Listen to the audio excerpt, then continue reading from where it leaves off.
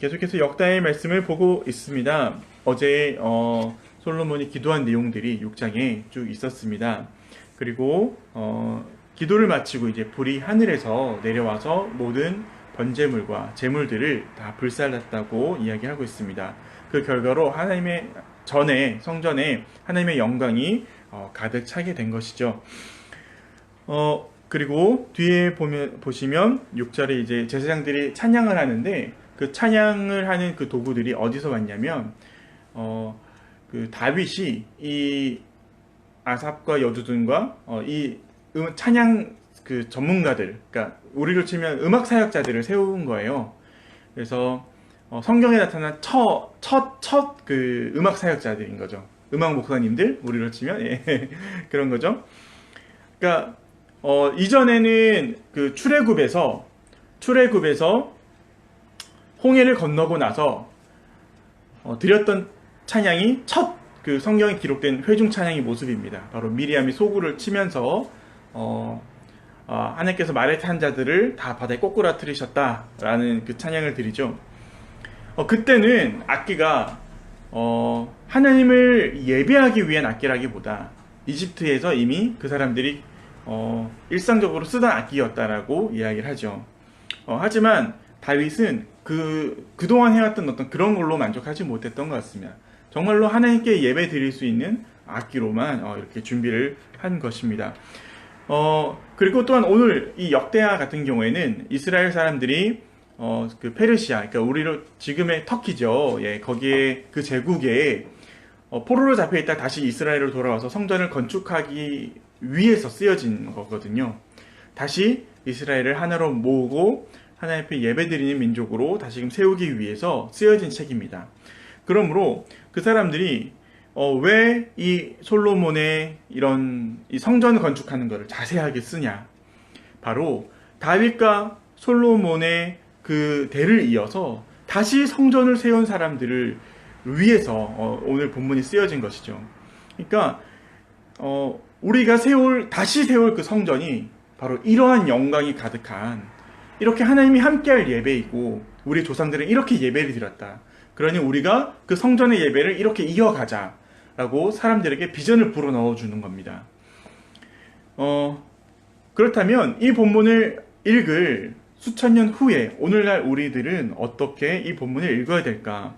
저는 마찬가지로 다시 오늘 내 삶에서 성전을 세울 사람들을 위해 이 말씀이 쓰여졌다고 믿습니다. 그러므로 다시금 우리 마음에 하나님이 중심이 되시는 그 성전이 세워지기를 기대하며 오늘의 본문을 읽어야 될 것 같습니다. 먼저 불에 대해서 잠깐 말씀을 드리겠습니다. 불을 하면 어떤 마음이 드시나요?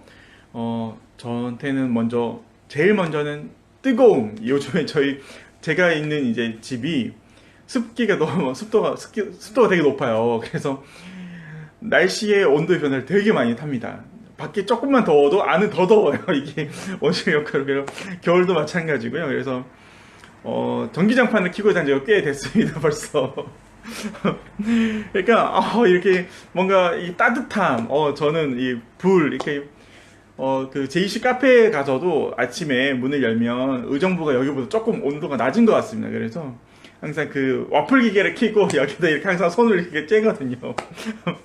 그래서 저한테는 불은 항상 따뜻함을 먼저 이렇게 연상을 시켜요. 하지만 이 정도의 불이라면 정말 뜨거움, 예, 막 제사장들이 막 들어갈 수 없을 만큼 이렇게 압도적인 불이잖아요. 그러니까 정말 뜨겁고 따뜻하고 또 어떤 것일까? 그래서 세상에 많은 것들이 이 불로 음식을 익히기도 하고, 사실 차에는 엔진에서 그 연료를 태워서 그 불로 사실은 에너지를 만드는 것이죠. 그러니까 불이라고 하는 것은 에너지라고 저는 생각이 됐어요. 그런데 이 에너지가 어디서 오는 것이냐면 하늘에서부터 온다라고 말씀하고 있습니다. 저는 그래서 우리가 삶의 무기력감을 느끼고 이 세상은 정말 거대한 것 같고 나는 그 앞에 정말 미천한 것 같고, 그리고 세상 사람들은 저렇게 재물이 많은 것 같고 나는 너무 없는 것 같고, 그러니까 이러한 비교들과 이러한 가치 평가에서 자기를 볼 때 내가 이 세상에 할 수 있는 것이 없는 것 같아요. 내가 이 세상에 뭐 아무런 선한 일을 할 수 있는 능력이 없는 것 같은 그런 무기력, 그리고 내 삶을 내가 주도적으로 이렇게 이끌어갈 수 있는 에너지를 잃었을 때, 바로 그럴 때 이 솔로몬이 기도한 것처럼 우리가 깊이 하나님 앞에 기도를 해야 되는 것이 아닌가 생각하게 되었습니다. 하나님을 믿는다고 하면서도 무기력했던 때가 있어요. 심지어 성도들이 막 늘어나고 부서가 부흥하고 그런데도 무기력감을 느낄 때가 있었습니다. 그것이 바로 하나님께서 주시는 그 불로 살지 않고 이미 나와 있는 어떤 그런 방법들, 어떤 조직의 논리, 그러니까 그 여러 가지들을 따라서 이렇게 이렇게 예배 드리고 하다 보니까 그것이 저한테 만족을 주지 못하더라고요. 굉장히 고민을 많이 하게 됐거든요. 분명히 가시적인 성과들이 있고, 그런데 나는 그것이 너무나 더 의미가 없게 느껴지고, 더 메말라지고 마음이 그렇더라고요. 그러니까 인간적인 노력과 힘으로는 사실 우리가 우리 삶에 만족할 수 있는 어떤 그런 것을 찾기는 어려울 것 같습니다. 솔로몬이 이 예배 드린 것이 그래서 너무나 귀한 것 같습니다. 이 장면이 기록된 것이 너무나 귀한 것 같습니다.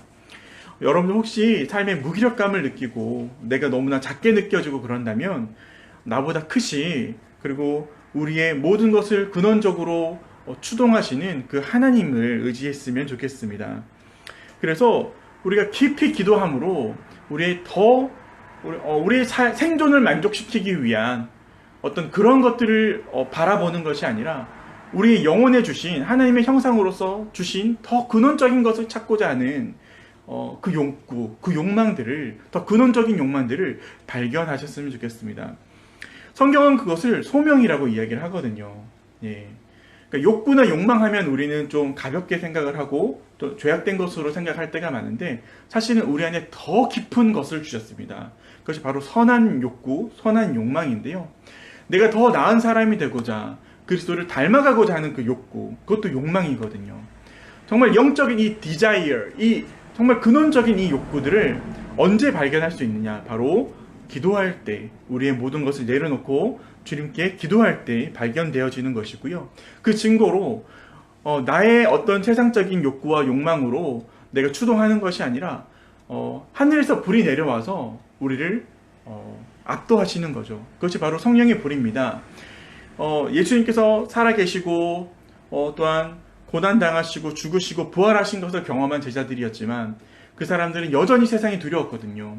로마 제국에 비해서 자신들은 너무나 작게 여겨졌습니다. 나가서는 자기들이 죽을까 두려워서 숨어서만 예배를 드렸죠. 그럴 때 오순절날 급하고 강한 하늘의 뱀의 그 셔처럼 갈라지는 불이 그들을 압도했고, 그리고 마침내 그 사람들은 다시금 세상으로 나아갈 수 있게 된 것입니다. 그렇습니다. 이 불은 정말 하나님이 주시는 에너지인 것 같습니다. 우리 삶을 추동하는 가장 근원적인 힘인 것 같습니다. 그래서 우리가 내 힘으로 살지 않는다는 고백은 너무나 중요한 고백인 것 같습니다. 매일마다, 매 순간마다 하나님이 주시는 이 뜨거운 불로 내가 살 수 있기를 우리가 소망하며 주님 앞에 나아갔으면 좋겠습니다. 그러한 예배, 성전이 되는 삶, 그리고 하나님과 함께하는 삶의 증거는 그러므로 여기 뒤에 나오는 5절입니다. 또한 이러한 삶은 바로 이렇게 많은 소와 양을 잡아서 사람들과 나누는 그러한 삶이 되는데, 바로 이것이 소와 양을 이렇게 동시에 잡는 제사는 제가 5장에서도 말씀드렸듯이 화목제물입니다. 화목제를 드릴 때 이렇게 드립니다. 화목제는 하나님과 우리의 화해, 그리고 이웃과 이웃의 화해를 위해서 드리는 것입니다. 이렇게 많은 제물이 필요했던 것은 여기에 참여한 모든 사람들을 소외시키지 않고 모두를 만족시키기 위함입니다. 이 만족은 세상이 주는 것과 같지 않습니다. 예수님께서 오병이의 기적을 일으키셨을 때 12광주리가 차고 남았습니다. 그 12광주리가 의미하는 것이 무엇입니까? 오늘 본문에서 12지파가 다 모였죠. 그리고 그 사람들이 다 만족하고도 충분히 먹을 음식들을 이 화목제물에서 나왔듯이 우리의 화목제물로 오신 그리스도께서 이 12광주리를 가득 채우듯이 우리의 모든 온 세상을, 우리의 온 공동체를 누구 한 명 부족함 없이 다 만족시키신다는 뜻입니다. 이것을 가난한 나라님도 구제하지 못한다라고 합니다. 하지만 그리스도께서는 그 일을 이미 해결하신 것이죠. 우리를 실질적인 가난과 우리의 영적인 가난과 또한 사회적인 가난으로부터 해방시키시기 오셨고, 주님께서는 그 일을 이루셨습니다. 우리의 지식과 우리의 경험과 우리의 능력으로는 그것을 다시금 얻을 수는 없죠. 이것은 하나님의 절대 주권에 달려있는 것입니다. 그러므로 우리는 날마다 더욱더 주님께 기도하고 예배하는 삶으로 나아가야 되는 것입니다. 그리고 이것은 단순히 감정적인 것만을 얘기하는 것이 아닙니다. 감정적인 동의를 넘어서는 것입니다. 말씀이 기록된 것은 때로는 내가 예배 드릴 때 이러한 불을 느끼지 못하고 감각하지 못하고 사실 은혜가 없더라도 우리가 이 방향으로 나아갈 수 있다는 것을 보여주기 위한 것이죠. 그러므로 우리는 낙심하지 말고 우리의 예배가 더욱더 하나님 앞에 바로 설 수 있도록 끊임없이 노력하며 나아가야 될 것 같습니다. 한번 교회 나왔다가 오늘 내가 원하는 것만큼 만족함이 없어. 그러면 저기 다른 교회 가볼까? 저기 설교가 좋겠다는데, 이런 식으로 예배를 쇼핑하듯이 다니는 것이 아니라 진짜 그 공동체를 세워나가는데 함께 힘을 쏟는 그런 예배가 되어야 된다는 것입니다. 이렇게 삶의 진실함으로 정말 내 삶이 그래서 결국 그리스도처럼 화목제물로 드려지는 것. 동아리라는 말이 있죠. 사람들이 모이면 장이 열리고, 그리고 그 사람들의 공동체가 생기는 것이 이렇게 동아리, 한글 말이죠. 그러니까 공동체라는 말은 좀 한자어 같아요. 그렇죠? 예수님께서는 신앙이라는 것은 정말 개인적인 것이지만 구원 또한 옆에 분이 구원받았다고 해서 내가 구원받는 것은 아니지만, 그래서 개인적인 것이지만 신앙은 철저히 공동체를 기반에 두고 있습니다. 그래서 이것이 되게 이 부분을 제가 20대 때 되게 많이 놓쳤어요. 그래서 나만 거룩하고 나만 더 이렇게 되면은 이렇게 될 줄 알았는데, 그것도 너무나 그 열심도 나를 만족시키지 못하더라고요.